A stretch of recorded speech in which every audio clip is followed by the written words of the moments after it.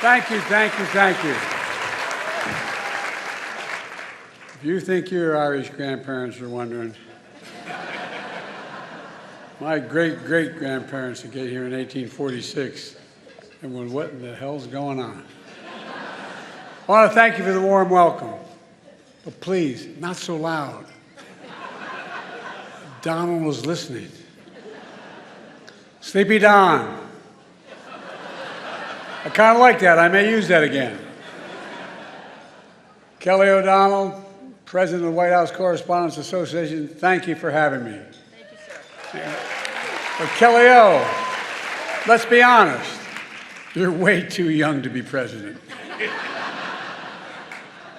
It's been a year since I delivered this speech, and my wife Jill, who's with me tonight, was worried how I do. I told her, don't worry, just like riding a bike.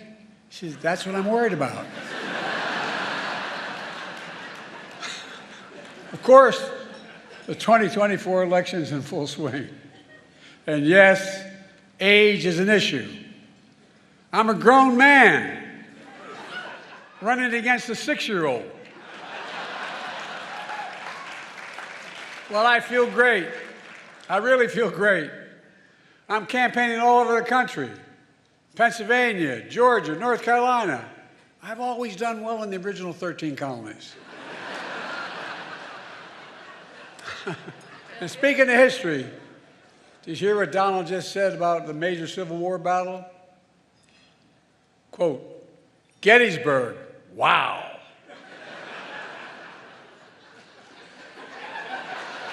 Trump's speech was so embarrassing, the statue of Robert E. Lee surrendered again. But look, age is the only thing we have in common. My vice president actually endorses me.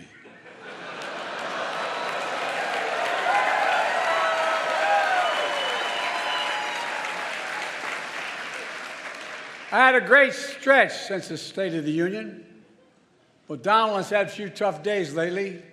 You might call it stormy weather. What the hell? Trump's so desperate he started reading those Bibles he's selling. Then he got to the first commandment. You shall have no other gods before me. That's when he put it down and said, this book's not for me. Look, being here is a reminder that folks think what's going on in Congress is political theater. That's not true. If Congress were theater, they'd have thrown out Lauren Boebert a long time ago.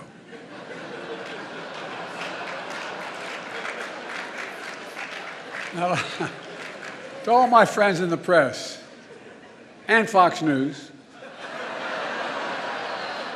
some of you complain that I don't take enough of your questions. No comment. Of course, the New York Times issued a statement blasting me for, quote, active and effectively avoiding independent journalists. Hey, if that's what it takes to get the New York Times to say I'm active and effective, I'm for it. It's okay.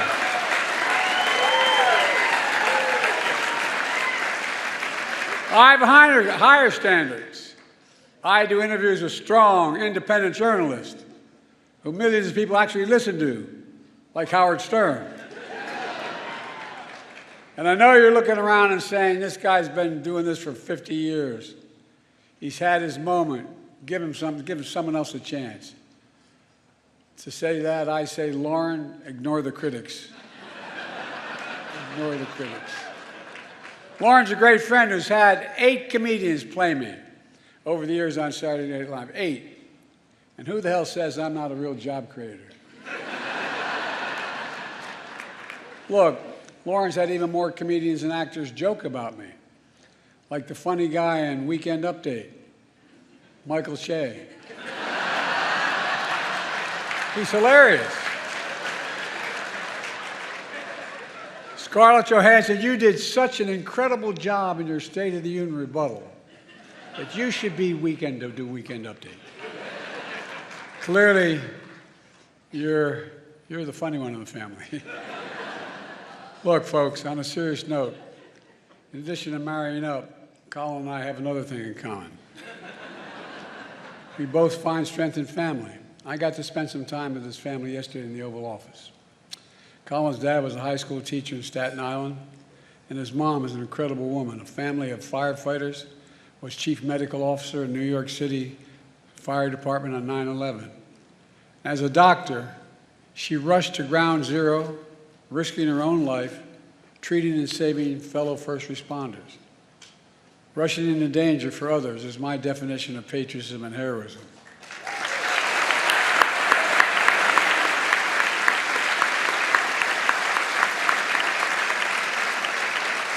And so is what all of you do when you report truth over lies.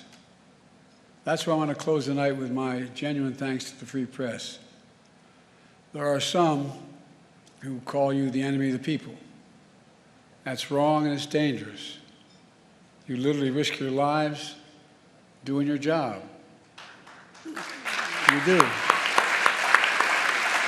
Covering everything from natural disasters to pandemics to wars and so much more. And some of your colleagues have given their lives, and many have suffered grievous injuries.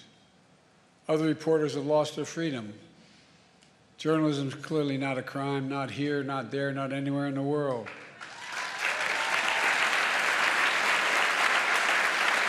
And Putin should release Evan and Al-Sood immediately.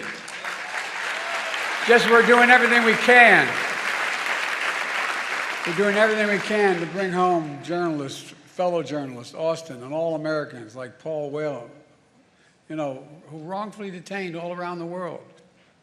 And I give you my orders to Biden. We're not going to give up until we get them home. All of them. All of them.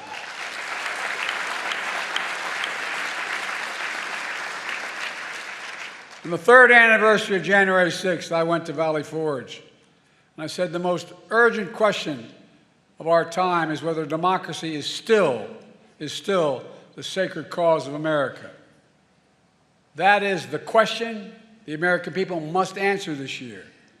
And you, the free press, play a critical role in making sure the American people have the information they need to make an informed decision. A defeated former president has made no secret of his attack on our democracy.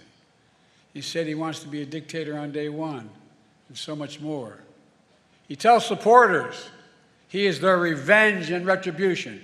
When in God's name have you ever heard of another president say something like that? And he promised a bloodbath when he loses again. We have to take this seriously. 8 years ago, you could have written off it as just Trump talk, but no longer, not after January 6th. I'm sincerely not asking of you to take sides, but asking you to rise up to the seriousness of the moment. Move past the horse race numbers and the gotcha moments and the distractions, the sideshows that have come to dominate and sensationalize our politics. And focus on what's actually at stake. And I think in your hearts you know what's at stake. The stakes couldn't be higher. Every single one of us has a role to play, a serious role to play, in making sure democracy endures, American democracy. I have my role, but with all due respect, so do you. In the age of disinformation, credible information that people can trust is more important than ever. And that makes you, and I mean this from the bottom of my heart, makes you more important than ever. So tonight, I'd like to make a toast. To a free press, to an informed citizenry, to an America where freedom and democracy endure. God bless America. Now, I'm going to turn it over to Kelly, and then you'll hear from a real comedian. I think I know what I'm in for. You know, Colin Jost has taken aim at me before with his jokes. Oh, I'm sure. You ready? Like saying, after winning the South Carolina primary, Biden barely edged out his closest rival. Time. Colin, when I win, I'm going to have a whole hell of a lot of time. And I'm going to be watching, pal. Kelly, back to you.